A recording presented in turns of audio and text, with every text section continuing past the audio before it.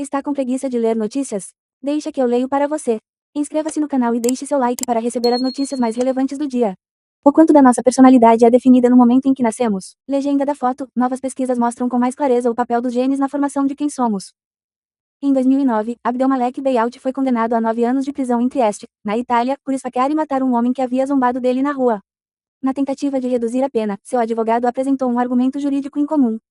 Segundo a defesa, o DNA do cliente indicava a presença do gene do guerreiro, uma mutação que, ao longo de décadas de pesquisa, foi associada a comportamentos agressivos. Com base nisso, a defesa argumentou que ele não poderia ser considerado totalmente responsável por seus atos. O recurso foi aceito, um ano foi retirado da pena total. Desde a década de 1990, vem se acumulando evidências de uma possível relação entre comportamento violento e uma variante de um gene chamado monoamina oxidase A, MAOA. Em 2004, esse gene ganhou um apelido mais atraente para a mídia, o já mencionado gene do guerreiro. Mas desde então o entendimento sobre como os genes influenciam características e comportamentos avançou de forma significativa. No início, acreditava-se que os comportamentos eram determinados por poucos genes, com efeitos muito grandes, afirma Aisha Okbay, professora assistente de psiquiatria e genética de características complexas no Amsterdã UMC, na Holanda. Essa ideia foi completamente refutada. Em vez disso, ao longo dos últimos 15 anos, surgiu um quadro muito mais complexo. Até características consideradas bastante hereditárias, como a altura, se mostraram bem mais difíceis de isolar no genoma do que se supunha. Agora, porém, novos métodos para estudos genéticos em larga escala começam a ampliar essa compreensão. Ao mostrar cada vez mais como nossos genes nos tornam, e não nos tornam, as pessoas que somos, essas abordagens ajudam a compreender melhor as forças extremamente complexas que moldam a natureza humana. Uma questão antiga: legenda da foto: gêmeos idênticos tendem a ser mais semelhantes do que gêmeos fraternos. Há muito tempo se discute até que ponto o temperamento e o rumo da vida de uma pessoa são definidos ao nascer. Ainda assim, a origem da personalidade, o conjunto relativamente estável de pensamentos, emoções e atitudes que caracterizam o indivíduo, permanece difícil de determinar. A formulação moderna do debate, natureza ou criação, foi popularizada pelo polímata inglês Francis Galton, 1822 a 1911, também fundador da eugenia. Em 1875, ele ajudou a desenvolver métodos pioneiros para estudar características em gêmeos. Mas esses métodos eram rudimentares, e foi apenas na década de 1920 que cientistas passaram a comparar gêmeos idênticos, que compartilham 100% do DNA, com gêmeos fraternos, que compartilham cerca de 50%. Fim do mais lidas. Fim do promoção agregador de pesquisas. Desde então, os estudos com gêmeos se mantiveram centrais. Hoje, há consenso de que a personalidade pode ser descrita em 5 grandes dimensões: abertura a experiências, conscienciosidade, extroversão, amabilidade e neuroticismo, conhecidas como Big Five, 5 grandes, em inglês. Diversos estudos com gêmeos investigaram se essas dimensões têm base genética. Uma meta-análise publicada em 2015, que reuniu mais de 2.500 estudos com gêmeos realizados entre 1958 e 2012, abrangendo quase 18 mil características humanas complexas, concluiu, como esperado, que gêmeos idênticos tendem a ser mais semelhantes do que gêmeos fraternos. Ainda assim, suas personalidades estão longe de ser idênticas. Entre as 568 características relacionadas a temperamento ou personalidade, o estudo estimou que 47% das diferenças podem ser atribuídas a fatores genéticos. O restante, segundo os autores, decorre de influências ambientais. Outros trabalhos apontam na mesma direção: apenas cerca de 40% a 50% das diferenças de personalidade têm origem genética. Os estudos com gêmeos sempre tiveram limitações e, em muitos casos, se baseiam em estimativas a partir das diferenças observadas entre gêmeos e outros membros da família. Mas, por volta de 2010, avanços significativos na genética passaram a abrir novas frentes de pesquisa para cientistas interessados em medir diferenças de personalidade. O problema da herdabilidade é ausente. Legenda da foto: todos os seres humanos compartilham cerca de 99,9% do DNA. Isso significa que apenas 0,1% do genoma responde pelas diferenças entre as pessoas. O genoma humano é extremamente complexo, são 23 cromossomos, que juntos abrigam cerca de 20 mil genes. Esses genes, por sua vez, se organizam em aproximadamente 3 bilhões de pares de bases, a menor unidade do genoma, geralmente representados como pares de letras dispostas em uma sequência específica. Todos os seres humanos compartilham cerca de 99,9% do DNA. Isso significa que apenas 0,1% do genoma responde pelas diferenças entre indivíduos. Embora isso reduza o campo de análise, ainda restam milhões de pares de bases a serem examinados. Mesmo com a queda de custos e a maior disponibilidade de dados genômicos a partir dos anos 2000, identificar a origem dessas diferenças se mostrou bem mais difícil do que se imaginava. Nos últimos 15 anos, porém, houve uma expansão dos estudos de associação genômica ampla, método que analisa milhões de pontos do genoma que variam entre indivíduos e busca relacioná-los a características como traços de personalidade. Nos primeiros anos, esses estudos tiveram dificuldade em identificar, de forma consistente, variantes de DNA associadas à personalidade. Hoje se entende uma das razões: características humanas são poligênicas, ou seja, resultam da ação combinada de muitas variações genéticas, cada uma com efeito pequeno que se soma em todo o genoma. No caso de traços complexos, como a personalidade, esses efeitos podem estar distribuídos por milhares de variantes ao longo do DNA. Mas, mesmo ao combinar diferentes variantes de DNA, os efeitos sobre a personalidade seguem menores do que se esperava. As estimativas atuais de herdabilidade para os Big Five traços variam entre 9% e 18%, bem abaixo dos cerca de 40% apontados por estudos com gêmeos. O que explica essa herdabilidade ausente? Uma possibilidade é que, com o aumento do número de participantes e o aprimoramento do desenho dos estudos, à medida que avança o entendimento sobre a interação entre genes, efeitos genéticos mais consistentes venham a ser identificados. Por ora, porém, ao comparar as estimativas de herdabilidade obtidas em estudos com gêmeos e em estudos de associação genômica ampla, não está claro qual delas reflete melhor a realidade, afirma Oakby, da Amsterdã UMC. Provavelmente, a resposta está em algum ponto entre as duas. E quanto à nossa criação, legenda da foto, pesquisas também mostram que fatores como a criação ou as interações sociais explicam apenas uma parcela das diferenças de personalidade.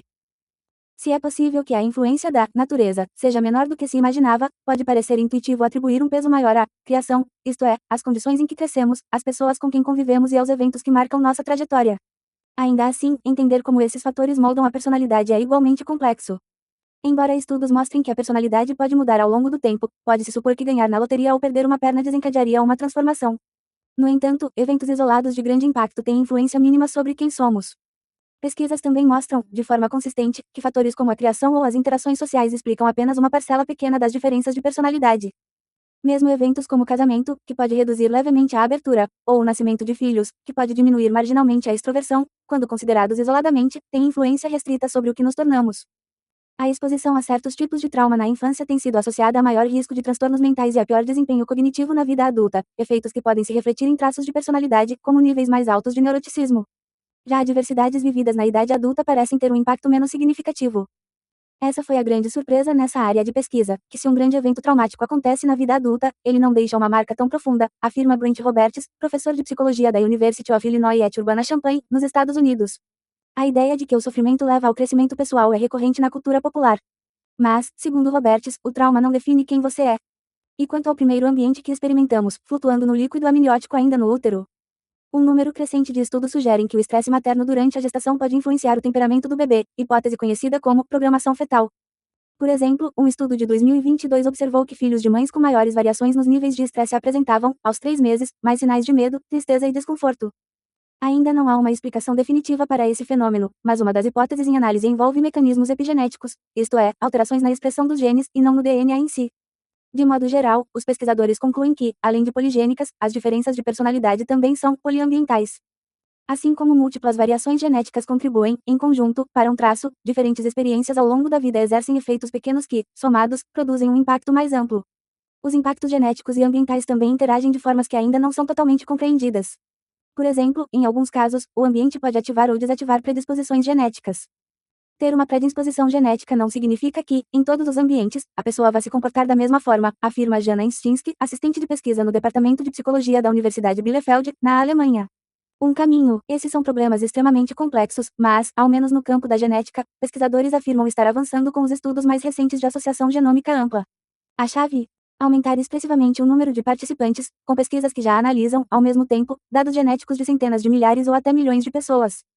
Só agora dispomos de um número suficiente de indivíduos e de amostras genéticas, afirma Oakby, da Amsterdã UMC. Diante de tantos efeitos pequenos, é preciso trabalhar com amostras muito grandes para conseguir detectá-los. Estudos realizados na última década identificaram centenas de variantes de DNA associadas a cada um dos traços do Big Five. Grande parte do esforço hoje está em ampliar cada vez mais o número de genomas analisados para identificar novos genes e avançar a partir do que já foi feito, diz Daniel Levey, professor assistente de psiquiatria da Universidade Yale, no ZEUA.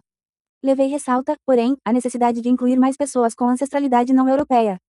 Há diferenças culturais importantes que deixam de ser captadas quando o foco recai quase exclusivamente sobre um único grupo, afirma. Ainda estamos longe de compreender com precisão o que as inúmeras variações no código genético revelam sobre a formação da personalidade. Mesmo assim, alguns achados relevantes já começam a surgir. O estudo conduzido por Levey, por exemplo, indica que o gene CRHR1, relacionado à regulação da resposta do organismo ao estresse, está fortemente associado ao neuroticismo em tecidos do sistema nervoso. Esse gene já havia sido ligado a transtornos psiquiátricos como depressão, ansiedade e transtorno obsessivo-compulsivo, TOC, todos também associados a níveis mais altos de neuroticismo. Os achados sugerem que esse traço de personalidade está ligado à forma como o corpo reage ao estresse. Outro estudo aguardado, ainda em processo de revisão por pares, apresenta evidências em favor de teorias que situam a base da personalidade no córtex pré-frontal, região do cérebro responsável por funções complexas, como planejamento e tomada de decisões. Segundo o trabalho, associações com todos os traços do Big Five, com exceção da amabilidade, são mais frequentes em genes expressos nessa área do cérebro. Um dado relevante é que neurônios dopaminérgicos não figuram entre os tipos mais associados, o que pode desafiar teorias neurobiológicas que atribuem à dopamina um papel central na extroversão e na abertura a experiências. Mesmo em áreas bastante estudadas da genética do comportamento, como a relação entre violência e o chamado gene guerreiro, ainda há muitas incertezas. Pesquisas indicam que, em alguns grupos de homens, a presença de determinadas variantes genéticas, combinada a fatores ambientais de risco, como histórico de abuso na infância, pode aumentar a probabilidade de comportamento violento em certos contextos. Os resultados, no entanto, estão longe de ser conclusivos. Até agora, tentativas de explicar o comportamento humano a partir de um pequeno conjunto de genes ou de eventos isolados não tiveram êxito.